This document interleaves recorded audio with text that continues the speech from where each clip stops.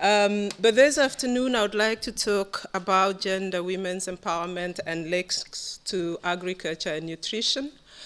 And for those of you that know me from the CGIAR, I think I have talked about this topic until I'm not sure I want to talk about it anymore.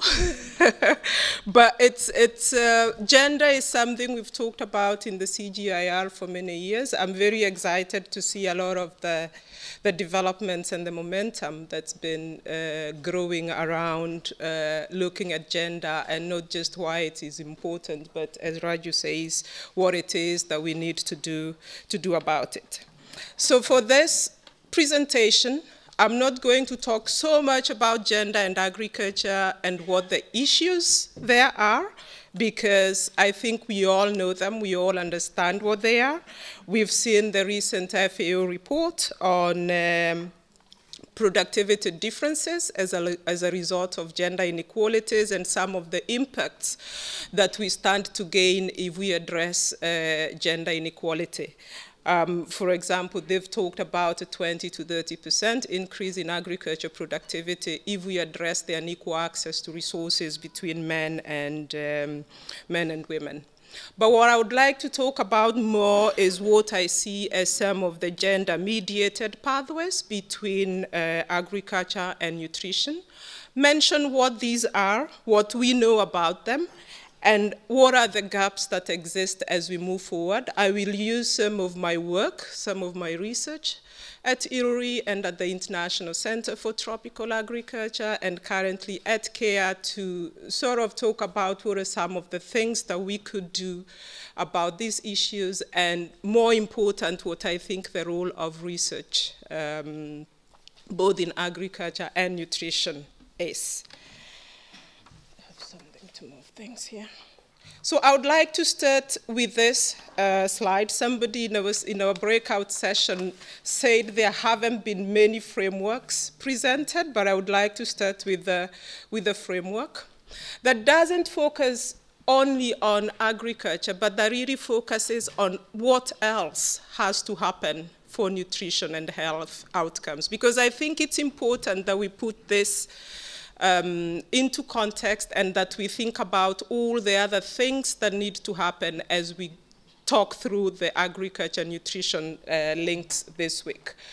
So on the left, we can see a list of interventions that have been proven, or not proven, to work for nutrition outcomes. And these range from ag-related interventions, but also non-agriculture-related interventions around breastfeeding practices, around education, strengthening health systems, some agriculture-related interventions like income generation, and some that agriculture and nutritionists can actually do something about around women's empowerment. I'll come back to this a little bit later, and especially from the context of having worked the last 1.5 years in the NGO sector. So the gender-mediated pathways between agriculture and nutrition. I will not talk about this exhaustively, but I do want to highlight a few key points. One is what we all know: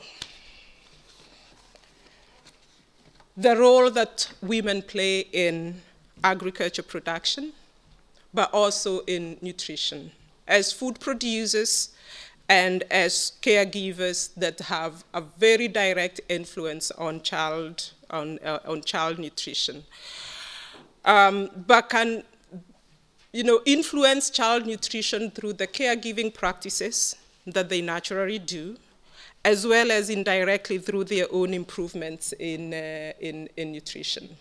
Their roles in food production, ensuring adequate food, diverse diets, and quality and quality of food. And the one thing I want to say about this role is the importance of women's agency, women's capacities, skills, and convictions to enable them play this role, because this is where I think both agriculture and nutrition have a role to play. What is it that we can do to increase women's agency? The other thing that I would like to highlight is looking at some of the direct pathways between agriculture and nutrition and some of the indirect pathways between agriculture and nutrition. It is not very clear to me where the intervention emphasis should be from an agriculture standpoint. I used to work with a colleague, Delia, I think she's here, and one of the things that I remember Delia for is she always talked about the burden of disease and where that comes from. And I'm not sure within nutrition and agriculture whether we really have a good handle on what are the biggest contributors to nutrition. What is their relative importance? If you're doing a policy message, what should that policy message be? Countries are dealing with limited resources. Departments, organizations are dealing with limited resources. How should they be allocating these resources? The other thing I want to say about this role of agriculture for nutrition is we have focused a lot on what the positive impacts of agriculture are in nutrition, and especially with respect to gender and women, about what role they play.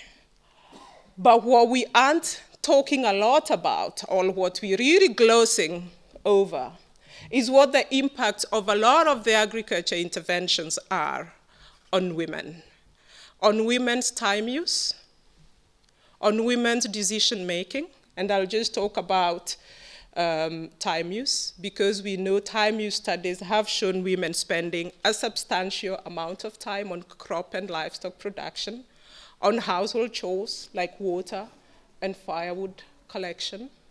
What is the implications of this on child nutrition and child care?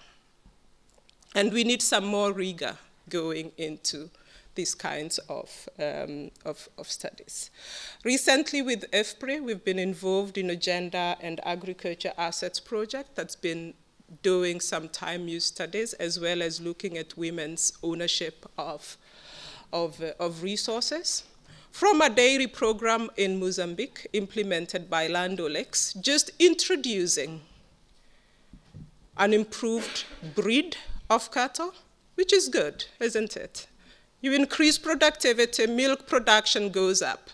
But the other thing that it did is it also increased women's time use on livestock-related activities by 600%.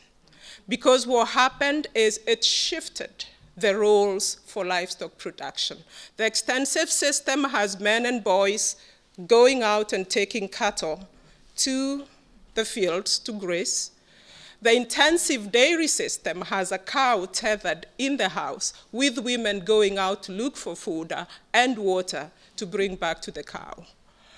So while it's a very good intervention, what we also need to be thinking about is how do we balance these good intentions of improved technologies that have impacts on productivity, that have impacts on nutrition, but that could also be having other consequences. We've seen this a lot with irrigation technologies as well. Irrigation allows households to diversify their production, to have production throughout the year, but it also means a lot for women's time. This is some studies that we did with my former colleagues at ILRI, looking at the East Africa Dairy Development Program and the impact of dairy intensification on maternal workload and childcare practices. And we had several levels of intensification. I did that with both Tom Randolph and Delia, who are in the audience. So correct me if I misrepresent any of this. But what we saw is in an advanced dairy household was associated with significantly lower odds that children would be exclusively breastfed for 6 months. Because what happens as dairy intensifies, women more and more are going out to look for fodder, to sell milk. They're leaving children with the younger siblings. They cannot afford to breastfeed exclusively for 6 months. Yeah?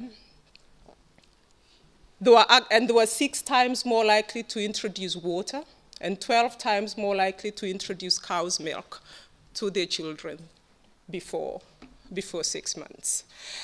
So we have to be thinking about these things. I know it's not the CGIAR business to think about breastfeeding, but it does have an impact on some of those other practices that are not necessarily our business. So as we do agriculture, as we link it better to nutrition, let's not create more work for the people working in, in health and other sectors. Increasing income and reducing poverty in households engaged in agriculture, excuse my spelling there. One of the pathways that we also talked about in our breakout session earlier is this pathway of agriculture leading to increased incomes, and increased incomes then leading to higher purchasing power by households to produce food, to buy food that they wouldn't otherwise produce. So this is a very critical pathway between agriculture and nutrition. One of the things that we also have evidence of is that expenditure patterns do differ between men and women. There is evidence that women spend about 90% of their income on their families. Men spend about 30–40%. I still haven't met a man who's told me where the other 60 to 70% goes, but you know, maybe over dinner you might want to share some. The men might want to share some insights. But the point here is expenditure patterns do differ between men and women. And interventions that balance out the role of men and women in terms of managing income within the household will therefore influence how expenditure patterns look in the household. As we do research, those working on value chain programs, this is something that we need to be aware of. This is something that we need to be tracking. This is something that we need to be having interventions around. Because we know commercialization can lead to women losing control of main nutrition crops as well as income. I put that picture there. This is from my work in Malawi of how marketing systems can change within a very short period. I was working for CGIAR on beans, and this is how marketing looked like. Yeah? Women would grow beans. Actually, men weren't interested in it at all. They would trade it. They would leave some for household consumption, and then this is then how the marketing system looks like at some point, you know. And it's important that markets become efficient, that markets become profitable for smallholder farmers, but it can also have implications on women. Basically, this is what was happening around beans. What you see in the bars is total income coming from beans, and what you see on the arrow going down is the income share that women get. And I think we've seen this in a lot of projects, that as incomes increase, as markets become more efficient, gender roles in main crops, livestock, can change. And we've seen it in dairy systems as well. Intra-household dynamics and how those influence nutrition. This, what I've done is really looked at a couple of studies that show this, and there's some very early documented work around this. It will be useful to start seeing much more research, recent studies and research on this, and I'm sure there's a couple that are coming up, that increasing women's control of assets, mainly land, physical and financial assets, has positive effects on a number of development outcomes, and these include child nutrition. So this is very well documented from some early studies. Some specific country studies in Bangladesh showing a higher share of women's assets being associated with better health outcomes for girls, and so on. So there is some evidence that women's empowerment is actually critical for child nutrition. I want to talk a lot about women's empowerment because this is something that we have struggled to measure, not just within agriculture, but in other sectors as well. And this is a more recent study showing, sorry, I pressed the wrong thing.